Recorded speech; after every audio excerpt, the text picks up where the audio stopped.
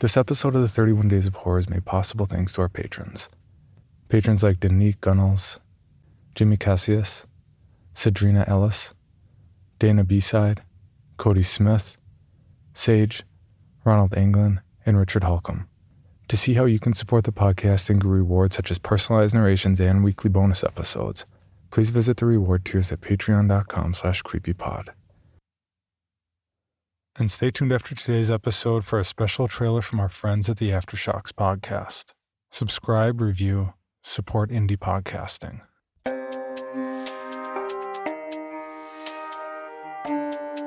This is Creepy, a podcast dedicated to sharing the most famous, chilling, and disturbing creepypastas and urban legends in the world. Whether these stories truly happened or are simply fabrications is for you to decide. These stories may contain graphic depictions of violence and explicit language. Listener discretion is advised. Creepy presents The 31 Days of Horror, Day 15, Moonface. Every night I had nightmares of that figure, that horrid entity, that frozen smile pasted on his face. I've remembered him for as long as I could remember. Every time I had that nightmare, I would wake up drenched in sweat, panting and trembling. I can still remember a time before all of this had happened, however. It was all so long ago. Many years ago, when I was only a little boy, I loved visiting the circus. Every year the circus would come into town and my mother would often take me there. And I'd have a blast watching the jugglers, clowns, acrobats, and tigers. Watching the entertainers with their vast array of skills and athletic prowess almost made me feel as if the circus were a magical place. So, as usual, when I'd heard that the circus was coming to town yet again, I naturally became very excited. Unfortunately, my mother had informed me that she could not attend this year. Despite this, my mother knew how much I loved the circus, so she managed to coax my older sister, who was a teenager at the time, into taking me. To be honest, I don't think my sister enjoyed my presence very much. She was very rebellious and didn't get along with my parents. She treated me very poorly as well. My mother only enticed her to take me because she paid her. Regardless, I was only a child at the time, and I was oblivious to these harsh realities of life. I honestly didn't care who'd be my chaperone to the circus. I just wanted to have fun. The day we left for the circus was a lovely fall day, if memory serves me right. I recall the day being beautiful, not too hot or too cold, and there wasn't a cloud in the sky. I can remember seeing that large red and yellow striped tent and the large line of clamoring, excited children and parents. I clutched my sister's hand as we stood in line. I slowly looked around at all the kids. They all looked so cheerful and happy, chattering about all the performances they were hoping to see. I noticed one little girl eating a pink, puffy ball of cotton candy. I tugged on my sister's jacket. Sis? She looked down at me with an annoyed expression spread over her face. What? I pointed at the girl. Can you buy me some cotton candy? Please?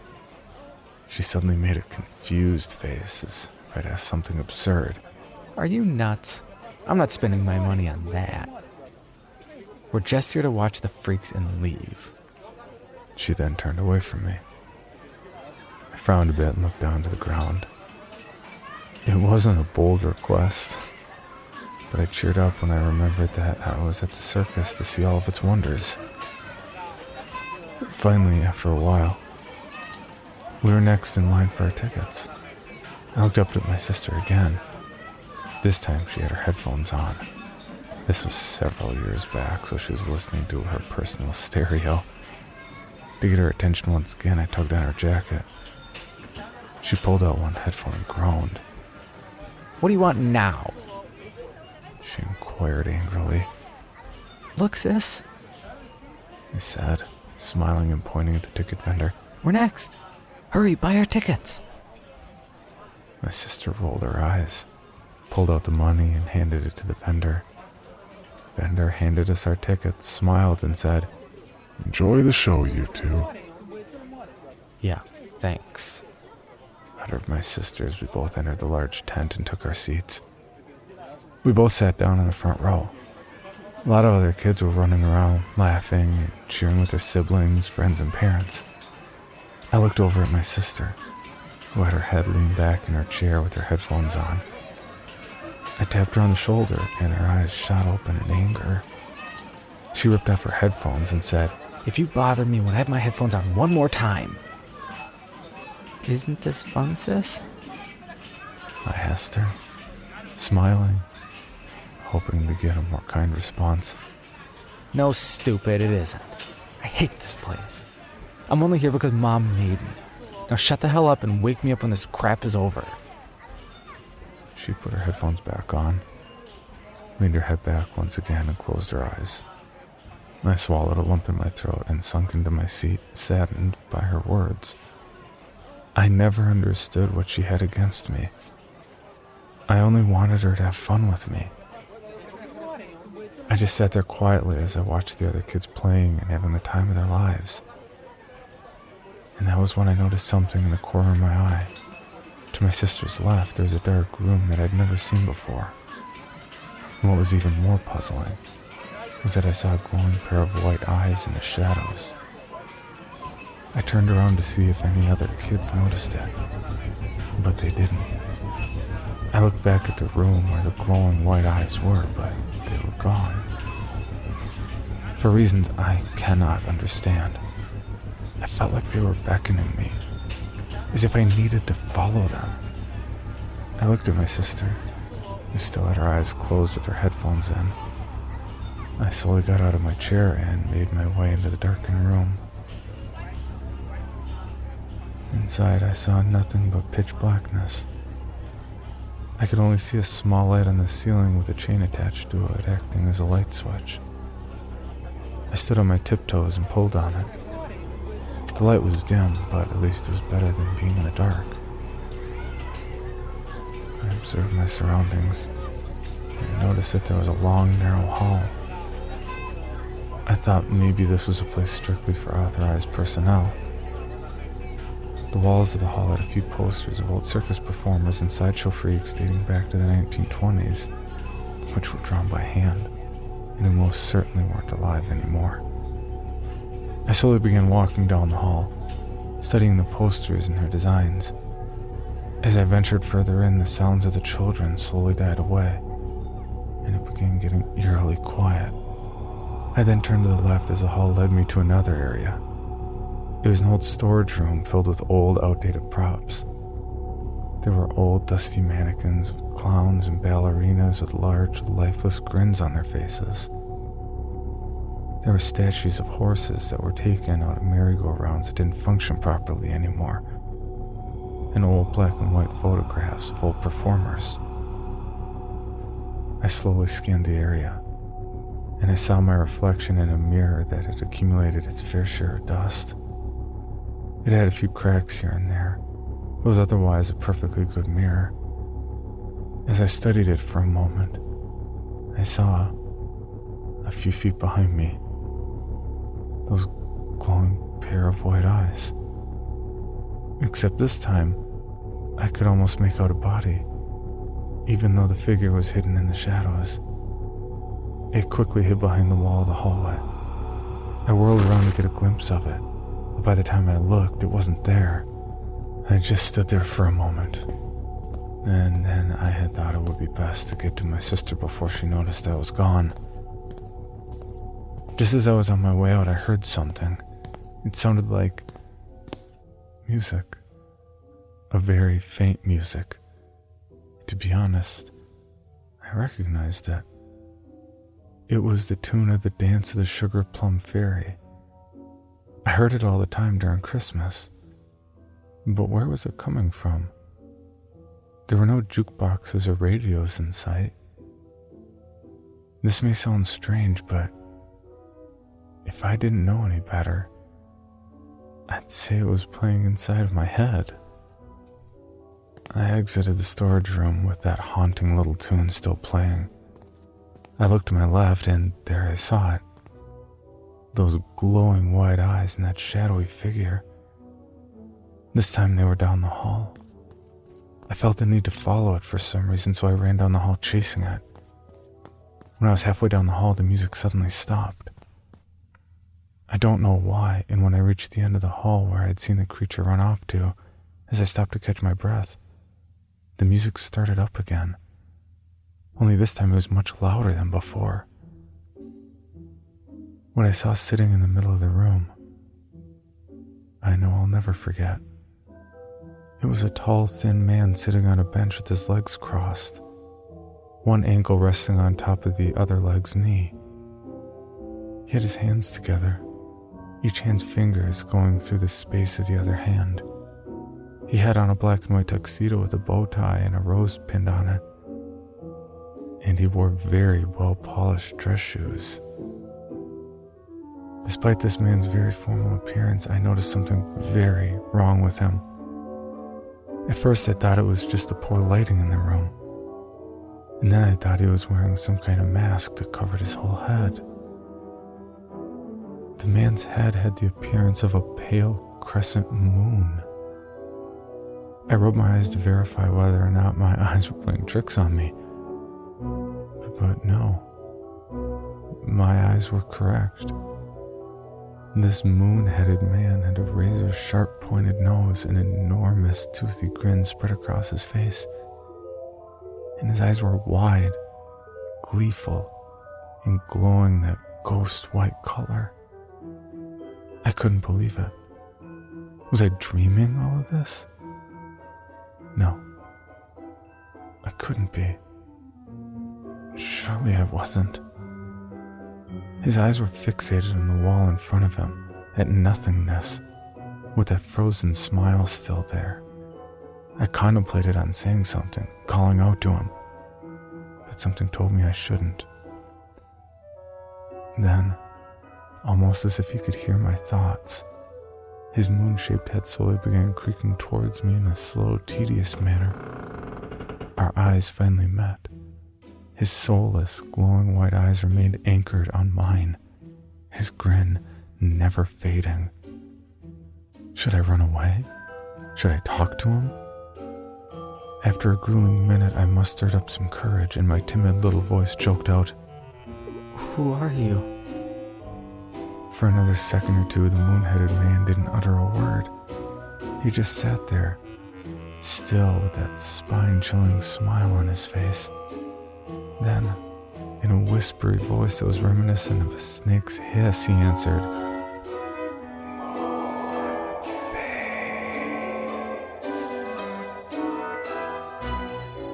For that reason, I've come to call this bizarre entity Moonface. As soon as Moonface said it, he shot up from the bench. He was even thinner than he initially appeared, skeletally thin, and very tall as well. I then began to get very nervous. I slowly began backing away. But then, in a way I'll never understand, Moonface began hovering in the air in a very disturbing fashion. As he slowly glided his way towards me, his movements reminded me of a snake slithering through the air. He did one last loop before landing a few feet in front of me, still with that haunting smile on his twisted face. I stood there, shaking as I stared at this supernatural stranger before me. God, hissed the moon-faced entity at me. Don't be afraid. We'll be friends. With those words, Moonface began slowly walking towards me with his hands outstretched. It was there that I noticed he had long black claws protruding from his fingertips. "Come along, boy. Don't be afraid. Join us. Join us. Join us." When he chanted those words, his eyes began glowing even brighter. By now, I was becoming scared out of my wits. I slowly began walking backwards again when suddenly I felt a lifeless plastic hand land on my shoulder. I nervously glanced up to see the mannequins, previously lifeless dummies with the same burning white eyes as Moonface, uttering, "Join us." I frantically looked around to see the mannequins of clowns, acrobats, and ballerinas slowly moving towards me, attempting to box me in and preventing any chance of escape. The music of the dance of the Sugar Plum Fairy suddenly became very distorted and mutilated, and the chanting of the mannequins slowly grew volatile, aggressive, and more menacing. I then saw blood beginning to stream down their eyes like tears. I turned back to Moonface, and what looked back at me I could never be prepared for. His eyes now took a glowing red appearance, while his smile grew even wider with teeth that looked more like small daggers that had been bleached perfect white.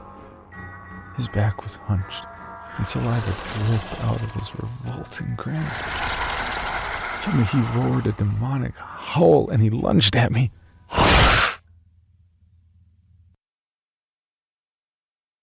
And right there is when I wake up screaming and sweating every night. This has been happening to me for the past 15 years. I've tried everything I could to get some psychological help, but to no avail. Until finally, I decided to uncover what the hell has been the root of all this. I visited my sister a few months ago. When she opened the door to her house, she threw her arms around me, gave me a kiss, and started shedding tears of joy. It had been so long since we've spoken. It was good seeing her again. She said she had missed me very much. I had asked her about that day so long ago, the day I'd went to the circus. She had said I'd wandered away when she was listening to her music. She had told me that when I returned, I was pale as a ghost, shivering and speechless. When she asked me what was wrong, I collapsed onto the floor with my eyes open, as if I were in shock. She'd become hysterical and called an ambulance. She said she couldn't eat or sleep for 3 days, knowing that I was in the hospital being treated for an unknown ailment. When I returned home, I had regained my sanity. She had asked me what had happened. I told her what I had seen, and she said I must have been imagining everything I saw. It sounded like a plausible response, but it was so real. I said my goodbye to her, but I still wasn't satisfied and decided to investigate some more. I then did some research into the circus that used to come around when I was a kid. And then I caught something that interested me. Apparently, there was once a very famous performer associated with the circus back in the 1920s. His name was Monroe Moonface Facile. According to the website, Monroe was a very skilled hypnotist, magician, and was very knowledgeable in the field of oneirology, the scientific study of dreams. I tracked down his name and discovered that his former wife still lived in my town, although she was in a retirement home. I visited her, telling her who I was and the information I sought. She'd informed me that all of that was true, and that he was a man who never liked being lonely, and he also suffered from schizophrenia. The story is, according to her, that he'd often throw violent fits of rage, and when she asked him what was wrong, he'd say the demons from hell would demand him to join them by killing himself. She said the demons drove him to the point where he went mad and committed suicide. She said she'd went to do some errands and left him home. When she arrived, she found him dead in his room. He was lying on the ground with his throat slit and a very bizarre grin on his face. For reasons unknown to her, he had a phonograph in his room playing Dance of the Sugar Plum Fairy on a loop. He had written, "Join us," on every corner of the walls in his own blood. When she'd informed me of those things, I remembered my nightmares. And what was the most interesting part is that she told me I wasn't the only one who had these nightmares and came to inquire this information from her. A pattern she's noticed, she said, is that the people whose nightmares her husband haunts are those who feel lonely. I remember that day at the circus with my sister. I did feel lonely that day when I saw those kids with their friends and family and feeling neglected by my sister. But now I feel like I have the answer to this age-old mystery. My sister and I now maintain a loving sibling relationship, and we speak to each other every day. Due to the fact that I've discovered why I've had these nightmares and my sister is now a major part of my life, the horrible memory that had manufactured itself into a chronic nightmare has ceased. However, occasionally in my dreams, I still do see a tall, shadowy figure with a crescent moon-shaped head and glowing white eyes lurking in my dreams, watching me with a hypnotizing gaze.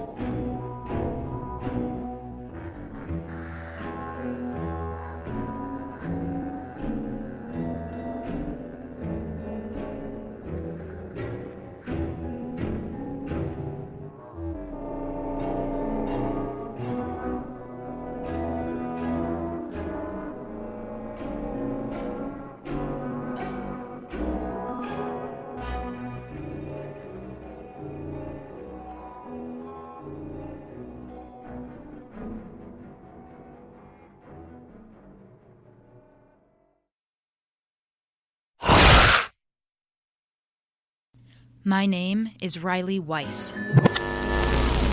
17-year-old Caucasian female stab wound to the abdomen believed to be self-inflicted. What happened? I don't know. Blood pressure's low and there's a possibility. I thought being at Amber Ridge would help me. We specialize in long-term psychiatric care and recovery programs. Our goal for all of our patients is to help them on their own journey of recovery. But I never imagined the secrets I'd uncover. I don't know. Maybe it's true. You know the stories. What stories? The place burned to the ground, killing everyone inside. Nurses, doctors, patients, everyone. Riley?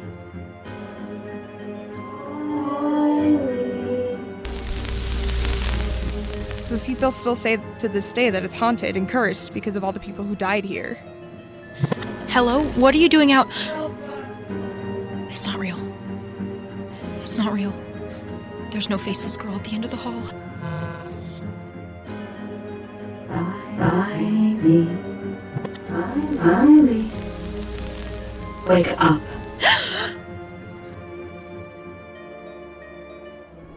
Aftershocks. The entire first season is available now. For more information, including pictures and videos of the stories told on this podcast, or to suggest stories for future episodes, please visit us at CreepyPod on Twitter, Instagram, and Facebook, or email us at creepypod@gmail.com.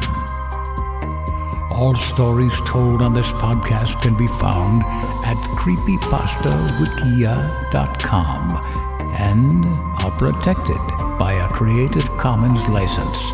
Some rights reserved unless otherwise stated.